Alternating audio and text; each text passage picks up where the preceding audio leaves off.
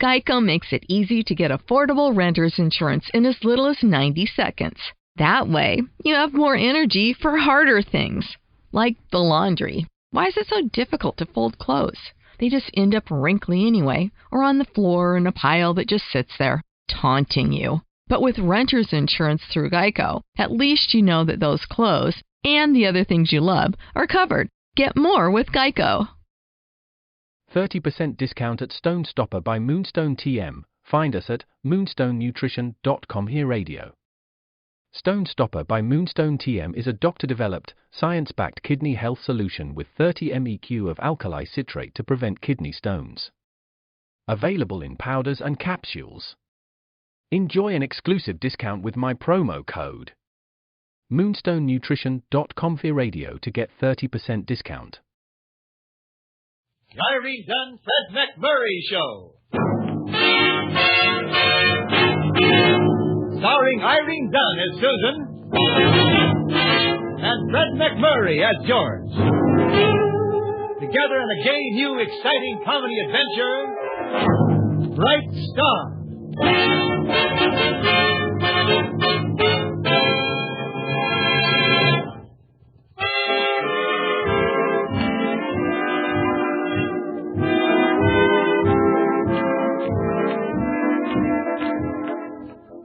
The Irene Dunne-Fred MacMurray Show, starring Irene Dunne as Susan Armstrong, owner and editor of the Hillsdale Morning Star, and Fred MacMurray as George Harvey, Susan's ace reporter. And today at the news, we find a team of editor-reporter functioning as smoothly as they usually function.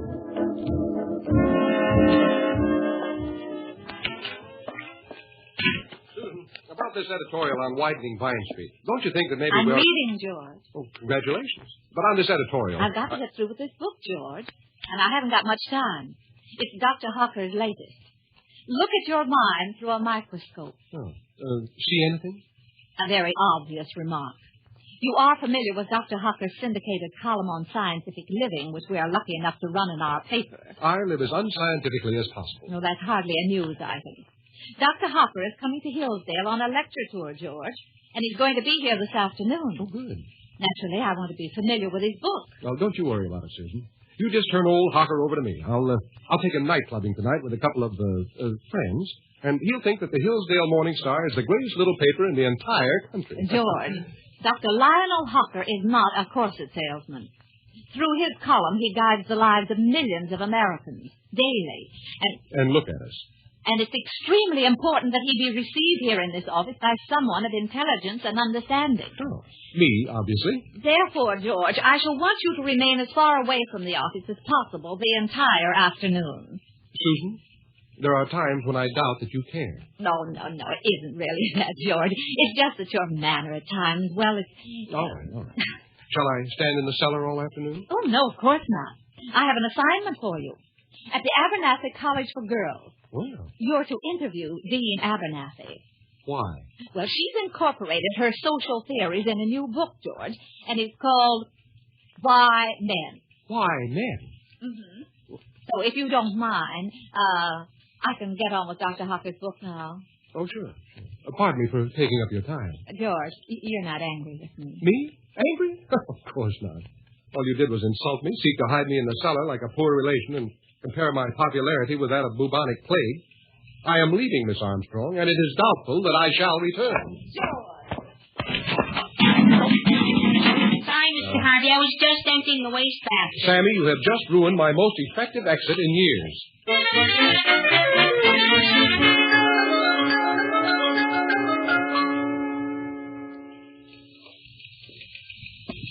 Excuse me, young man. Yes, sir? This is the office of the Hillsdale Morning Star. Yes, sir. I, young man, am Dr. Lionel Hocker. Oh, Miss Armstrong's expecting you, Dr. Hocker. Ah. Miss Armstrong's office is right through there, Dr. Hocker. Thank you, young man. Thank you. Miss Susan Armstrong? Why, yes. Oh, Dr. Hocker. Who else? Well, won't you come in, Doctor? I can't tell you how honored we are to have you here in Hillsdale. Thank you. I guess just about everybody in town's been reading your book. I just checked the bookstore. 2 copies have been sold. Oh, well, those 2 copies certainly have gotten around. Won't you sit down, Dr. Harker? Miss Armstrong, you are a very beautiful young woman. Well, thank you. You are living scientifically? Well, I tried to. Married? No. Engaged?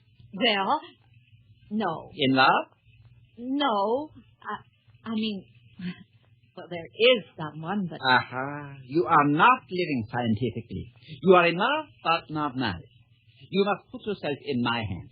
Oh, but really, Doctor... It is nothing. Shall we say this evening at your home? Well... Using the Harker method, we shall have you engaged in a matter of hours. A few days, married. Soon, the paddle of tiny feet growing swiftly to healthy adults and all buying the books of Lionel Harker.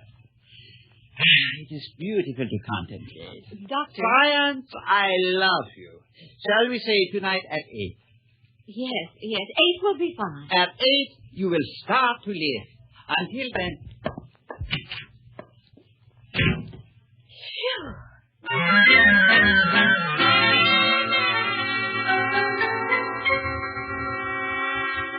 What time is it, patient? 10 to 8, Miss Susan. Why? 10 more minutes before I start to live. How's that again? That's when Dr. Harker's coming.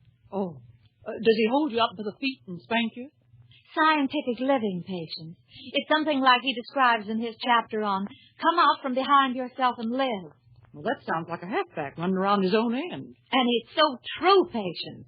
We apply science to everything. Machinery, atomic energy, mass production, to everything but our everyday lives. And that's what I'm going to start doing tonight. Does George know about this? Oh, he will. He certainly will. Well, when you get George in a test tube and put him over a Bunsen burner, call me. That I want to see.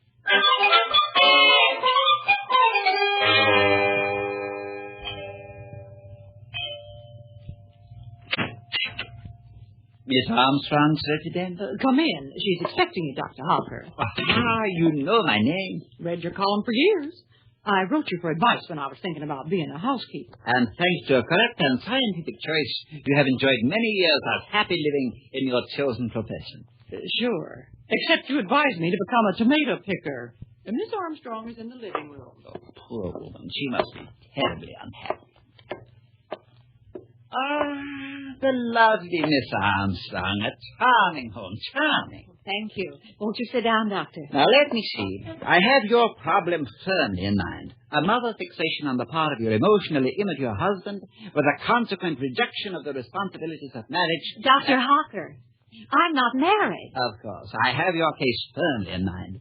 As I say in my chapter on Make Your Brain a Filing Cabinet, one should always... Well, not married, huh? Well, I've had my chances, of course. But... Science has taken you over. Marriage, my dear young lady, is merely a problem in scientific selling. Selling? Scientific selling. You have heard of the AIDA method? No, I don't believe I have. Used by our largest sellers of consumer goods. What has worked for them will work for you. Well, that's very interesting. Let us think of you first, not as Susan Armstrong, but as a refrigerator, right? Well, I'll try. Now, we wish to sell this refrigerator. AIDA. First, A. You must attract the attention of the prospect. Well, how do I do it? Anything at all. Strike a match. Ask him if he has ever been to Alaska. Anything, but get his attention. Get his attention. Next, I. Arouse his interest in the refrigerator. Demonstrate some of its unique features. Or in other words... Dr. Harker, couldn't I be something else instead of a refrigerator? Why, certainly. How about a vacuum cleaner? Well... Or a garbage disposal. I'll be a refrigerator. Good. Next, D. Generate in the prospect a desire for the refrigerator. Mm-hmm. Now, well, what's the next step? Again, A. And this time, action. Well, couldn't we just skip the first 3 steps? Oh, not at all. Having secured the prospect's attention, having aroused his interest in the product, having instilled in him a desire to own the product, all that remains is to show him how quick and easy it is for him to take the final step. He buys the refrigerator. Well, I'm game for anything. George is coming over later this evening. I'll try it out. Miss Armstrong, as so many before you, you will find the Harker principles utterly infallible. Really? But it's such a queer feeling. I don't know whether I'm about to be engaged or defrosted.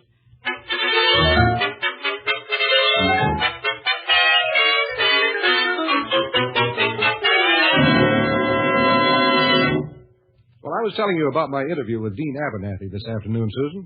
Her theory is that eventually men can be done away with. And then... George. The funny thing is she's not bad looking in a battle-axe sort of way. George. They attract the attention of the prospect. Light a match. Ask if he has ever been to Alaska. Get his attention. You wanted something, Susan? George, have you ever been to Alaska? As a matter of fact, I have. What? It's funny you're asking that. I took a trip up there one summer while I was in college. Why, I could talk for hours on the totem poles alone. You see... Go on, George. Do go on. So much for step number 1.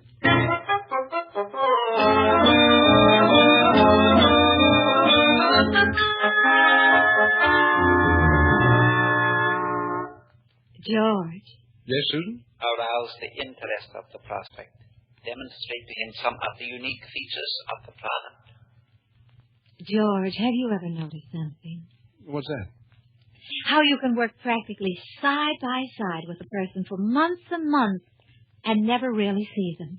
For instance, I never noticed until now the way your profile in a certain light reminds me of Barrymore's. Well, he wasn't bad either.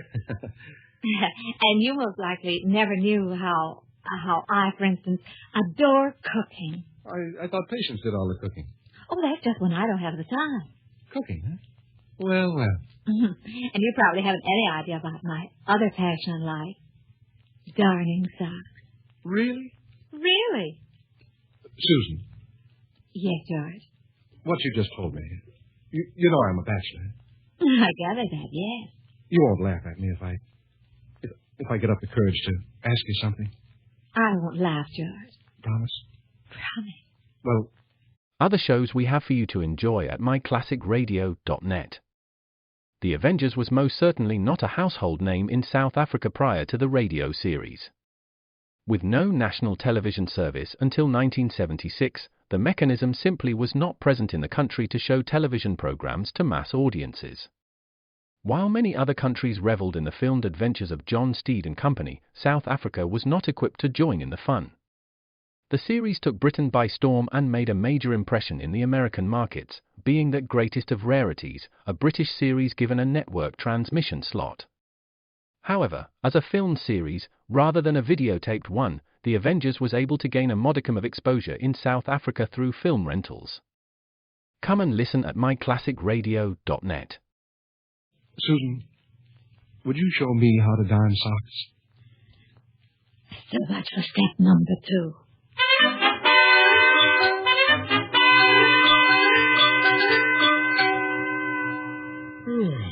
What time is it, Susan? Oh, it's early yet.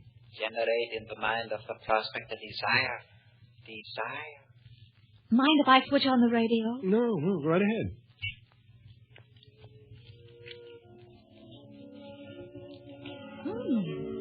Good dance. Yeah, not bad.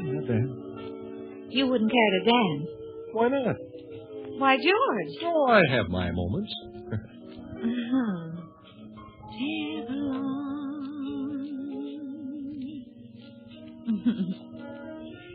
Look out.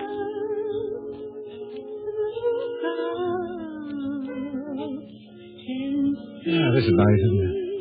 Music, dancing. You, of course. Yes, George. Susan, it's funny.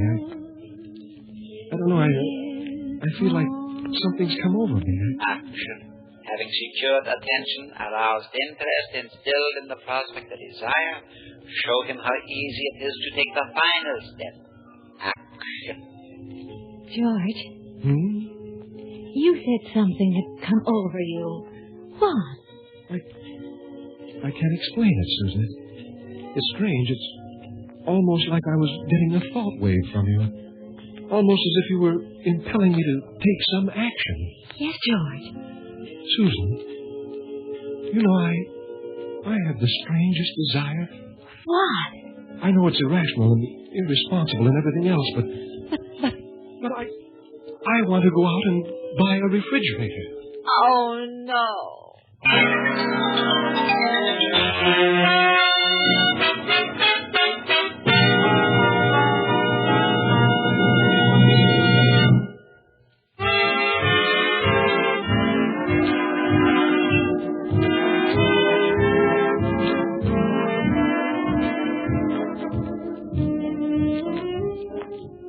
now back to our two stars, Irene Dunne and Fred MacMurray, and the second act of our story.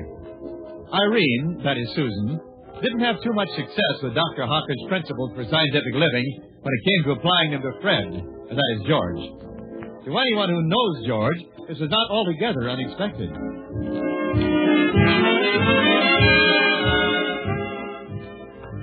I'm leaving for work now, patient. All right, Miss Susan. I've been reading that book of Dr. Hocker you brought home. Look at your mind through a microscope. Yes. Very interesting. He's got a chapter in there on the scientific way to capture a mate, the AIDA method. And I was thinking that it might be just the thing for you to try out on Patient. Yes? I tried it. No good. Nothing. Well, Dr. Hocker says in Chapter 8, if you have a problem, sleep on it. Patient, I tried that, too. What happened? Woke up with a very wrinkled problem. See you this evening, patient. See you this evening.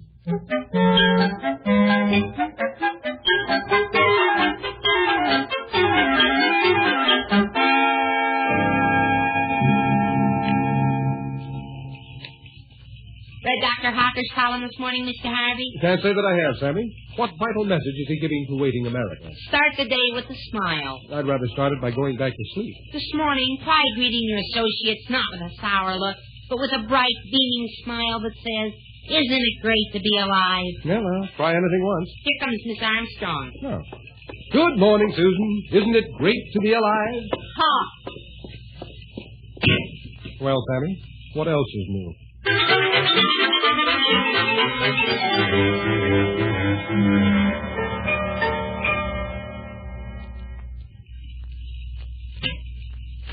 Are the storm signals still posted? Come in, George.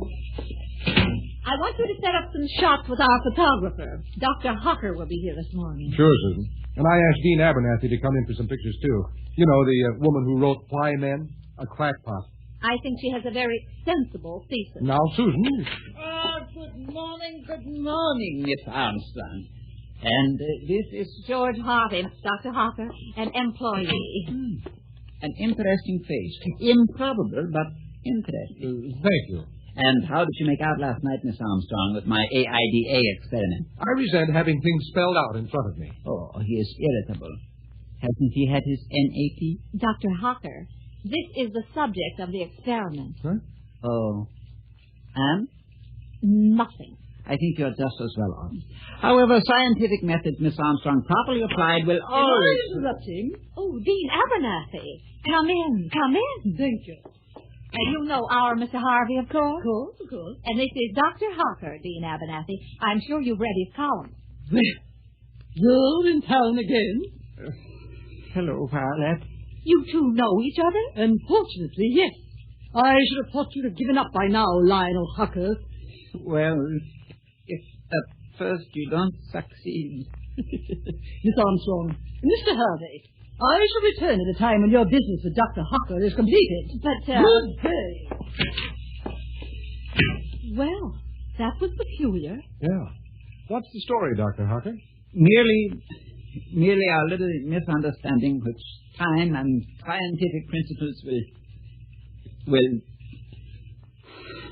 I might as well admit it. Miss Armstrong, Mr. Harvey, I, Lionel Hocker, outstanding exponent of successful scientific living in the world today, I am a failure. But you can't be. A failure. For years I have pursued Violet Abernathy with an ardor unmatched since Antony and Cleopatra. And for years I, who have counseled millions on how to love and be loved, I have been utterly and completely spurned. A failure. Oh, now, cheer up, Doctor. You know, start the day with a smile. George. Oh, where are you going, Doctor? Where? I think I shall kill myself. Isn't that sad, George? Mm-hmm. Oh, yes, very sad. We've got to do something for him. Sure. The world's greatest exponent of success, in love with a woman who hates men. But we've got to help him. Well, we might give him a copy of his own book. No, the time for books is past, George. Get your hat. We're going after Dr. Hocker.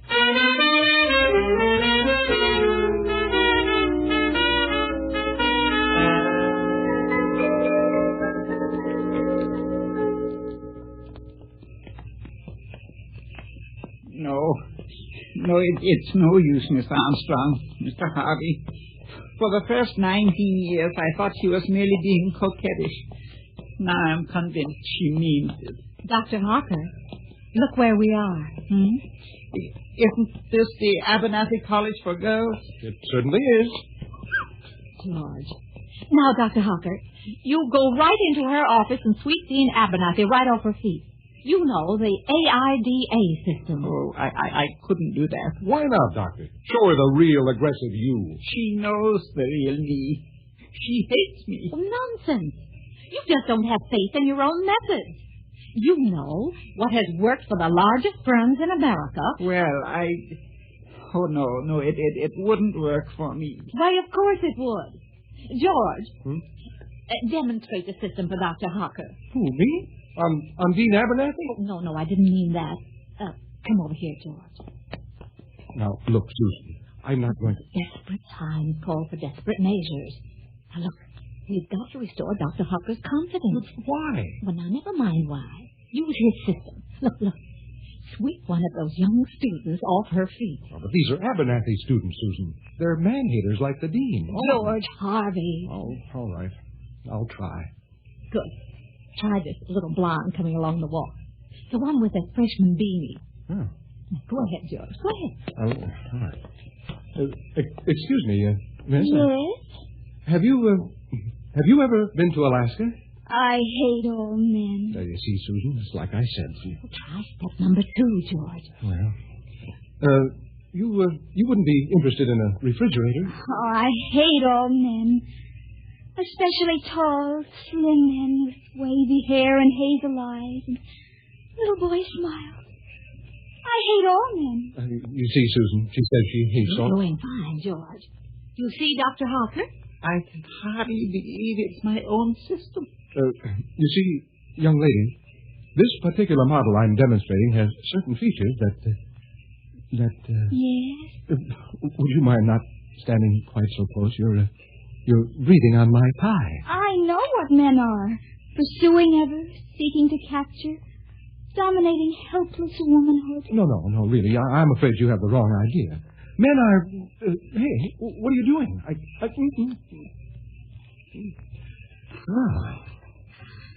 Oh, I hate all men. Well, she certainly hated men, all right. Yes, I know that. Like a cat hates cream. And you think that if it worked for Mr. Harvey, it would work for me? Of course. Confidence. That's all you need. Right. As you put it in your book, Doctor, do it now. Well... Now, you go in there and assert yourself, Doctor. You know what you say. What the world thinks you are, you are. I told you. She knows what I am. You won't go in and overwhelm her. I can't. I am a failure. All right. George, you and Dr. Harker wait here. I'm going in and use my own system. Well, Susan, do you think it's safe? Perfectly. Dr. Harker, what has worked for 4,000 years will work for you. Let her go, Dr. Harker. In moments like this, there's no use arguing with her.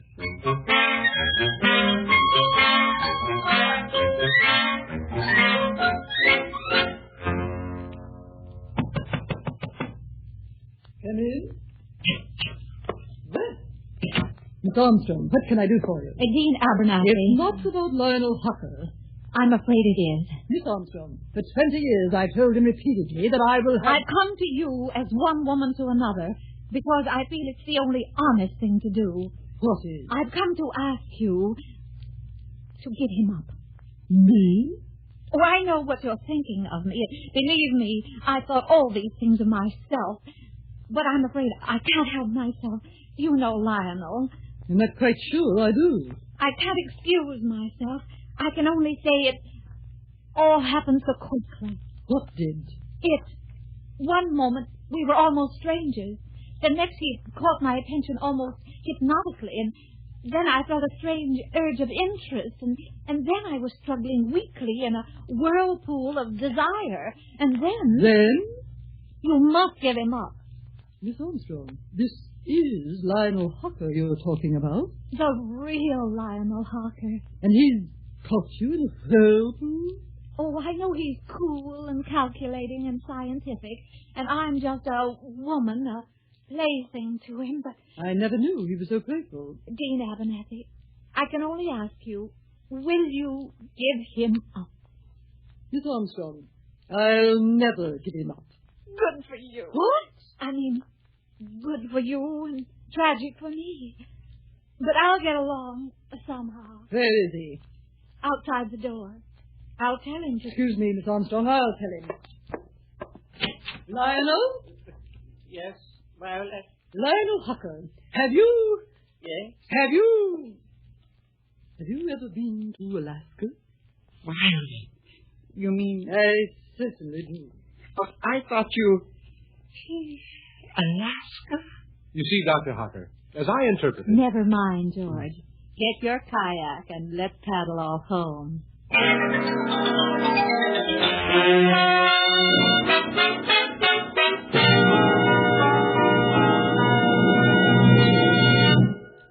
Our stars, Irene Dunne and Fred MacMurray, will be back in a moment.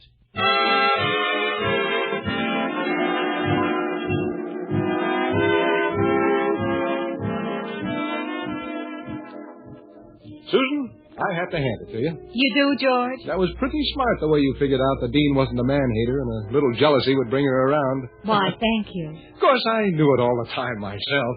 Oh? Sure. No woman in the world really hates men. How do you know? Dr. Hocker told me. And that theory of his isn't bad either.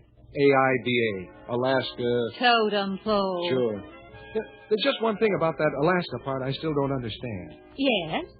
Where can you find an Eskimo who needs a refrigerator? Oh, George.